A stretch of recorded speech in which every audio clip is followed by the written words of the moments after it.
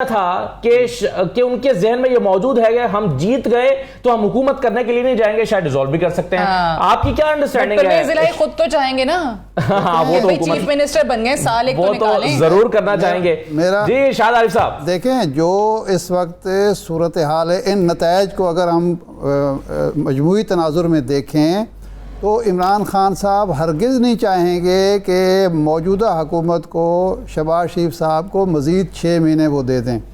उनकी ख्वाहिश ये होगी कि ये इलेक्शन ये नवंबर के पहले हफ्ते में या अक्टूबर के आखिरी हफ्ते में हो जाएं, ताकि बुनियादी नोयत के फ़ैसले भी वो ख़ुद करें और आगे मामला, और इस जो एक इम्पेक्ट आया है सियासत पर इस ज़िमनी इलेक्शन का, उसका वो फ़ायदा उठाएं, क्योंकि इतने बाद किसी ने देखा कि नतायज क्या होंगे और शहबाज शरीफ साहब क्या करेंगे और वो क्या करेंगे। तो इसलिए वो इस बर्तरी को, इस मकबूलियत को बरकरार रखना चाहेंगे।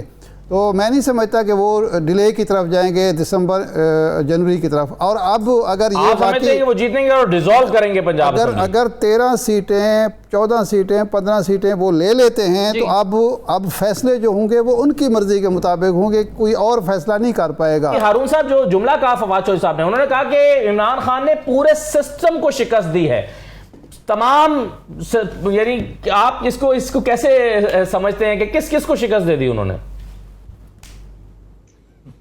यानी आप ये चाहते हैं कि मैं जर्नलिज्म छोड़ दूं, टीवी के बाद गुम हो जाए? आपका क्या ख्याल है? मैं अभी, मेरी सेहत ठीक है, उम्र मेरी अगरचे ज्यादा हो गई है मगर मेरी सेहत बिल्कुल ठीक है। सब चाह रहा है कि आप स्टेशन से निकल, मैं रोज काम करता हूँ।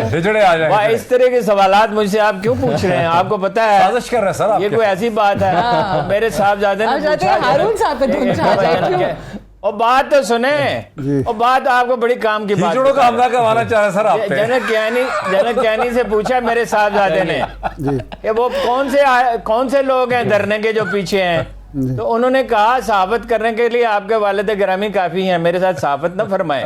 हर आदमी के मोबाइल में वो नाम मौजूद है, तो सबको पता है, आपको भी पता है किस किस को शिकस्त दी है। तो मुझसे क्यों पूछ रहे हैं? अब मुझे जो है 5-7 महीने, साल, 2 साल जो मेरे बाकी हैं जल्द में, वो आराम से गुजारने दें। अपनी राय उस पर दे दें जो शाह साहब ने कहा है कि पंजाब जीतने के बाद इमरान खान की स्ट्रेटजी क्या होगी? हारून साहब, इमरान खान की स्ट्रेटजी मुझे नहीं पता, मगर होनी ये चाहिए कि तहम्मुल से इंतजार करें, सब्र से इंतजार करें, शेख मुजीबुर रहमान वाला काम ना करें। उनसे इनकी वैसे कोई मुशाबहत भी नहीं है। पके हुए फल की तरह इक़्तिदार शेख मुजीबुर रहमान की गोद में गिर सकता था, मगर वो इम्पेशेंट हो गए। दूसरे लोग साजिश कर रहे थे, वो भी कसूरवार थे, असल कसूरवार तो वही थे एक लिहाज से। तो इमरान खान साहब को तहम्मुल का मुजाहरा करना चाहिए। चौधरी साहबान की अहमियत बहुत बढ़ गई है और उसे अपने हक में इस्तेमाल करना चाहिए। ये तहम्मुल और लचक बहुत जरूरी होती है। कायदे-ए-आज़म बहुत सख्त है डिसिप्लिन वगैरह में, लेकिन लचक उनमें बहुत ही लचक जरूरी होती है। जल्दी नहीं करनी चाहिए। और मुल्तान, बहुत सारे लोग एक्सपेक्ट कर रहे थे कि पीटीआई नहीं जीत सकेगी और वहां वो 7000 से जीत गए। 7000 मुल्तान के हल्के के हिसाब से बहुत बड़ा फिगर है जो पीटीआई ने लिया। तो इससे आप क्या एनालाइज करेंगे? क्या बयानिया इमरान खान का बिका है या जो महंगाई वाला फैक्टर है? क्या चीज लाउडली जो है वो इस गैप को प्रेजेंट करती है? देखिए, मैंने शुरू में आपसे अर्ज किया था कि 3-4 फैक्टर हैं।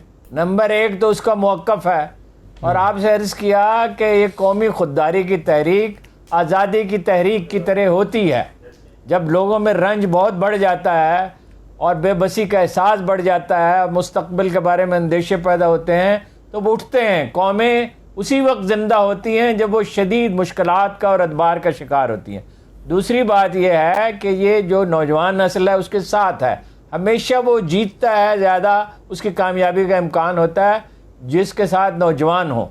फिर यह है कि उसने ज़बरदस्त मुहिम चलाई और उसकी मजलूमियत का तासुर था। फिर एक पूरे प्रोग्राम में एक बात की तरफ, ज़ाहिर है वक्त महदूद ही होता है, हमेशा हम तवज्जो नहीं दे सके।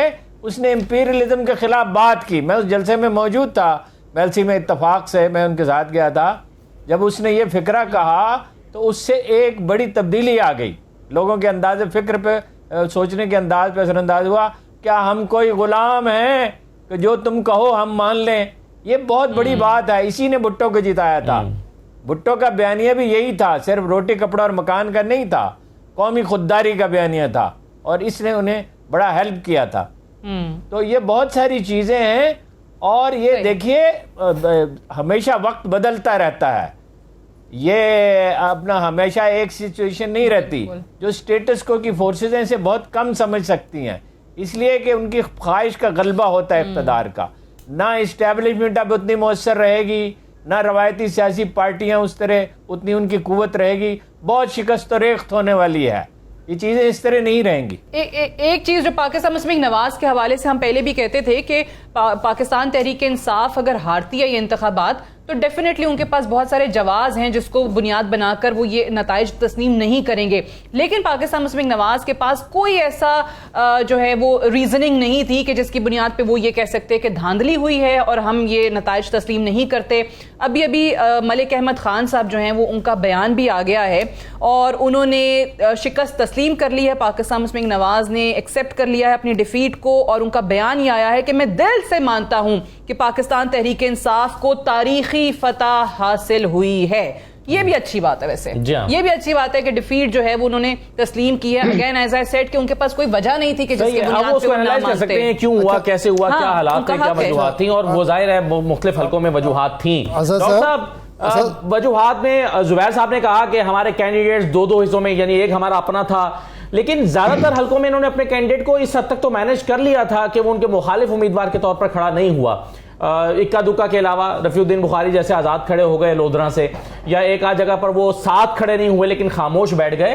तो इसके अलावा आप कौन से फैक्टर्स को देखते हैं? नून लीग की गलतियां कहां रही हैं? तो है ना, पीटीआई ने कहां पर चले अपना बयानिया और वो चीजें उससे बढ़तरी ली है, ये नून लीग की खामियां क्या रही हैं इसमें? मेरा ख्याल असद, अगर जी डॉक्टर साहब देखिए, मैं बात करना चाह रहा था इस पे, जुबैर साहब को मैं बड़े गौर से सुन रहा था।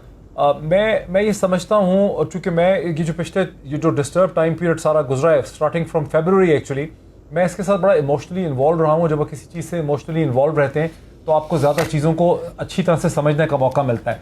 मैं समझता हूँ जो सबसे बड़ा प्रॉब्लम हुआ PMLN के साथ वो ये हुआ कि उन्होंने जिस तरह से ये हुकूमत गिराई पीपल्स पार्टी के साथ मिलके और इस्टेब्लिशमेंट के साथ मिलके, ये स्टोरी बड़ी कमज़ोर थी।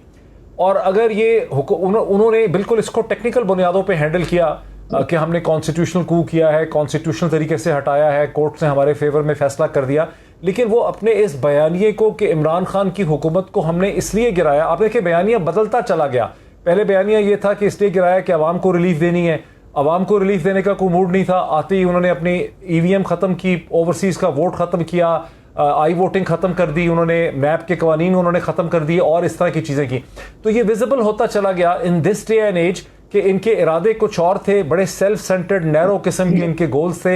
इनका पाकिस्तान से, रियासत से, लोगों से कोई इसका ताल्लुक नहीं था। तो जिन टेक्निकल चीज़ों की तरफ इस वक्त PMLN इशारा कर रही है कि हमारे कैंडिडेट्स वाला, ये कैंडिडेट्स का मसला नजर नहीं आ रहा, वरना निमानीज जो हैं उनको नहीं हारना चाहिए था, वहां पर मुल्तान से इसे कहते हैं सलमान नईम को नहीं हारना चाहिए था। ये कैंडिडेट्स का इशू नहीं है। यहाँ पे ये हुआ है कि in this day age of awareness ये एक डायनेस्टिक पॉलिटिक्स वापस लेके आ रहे थे, एक करप्शन का इनके ऊपर इल्जाम था। मेरा ये ख्याल है कि नून को बड़ा सेटबैक आ गया है।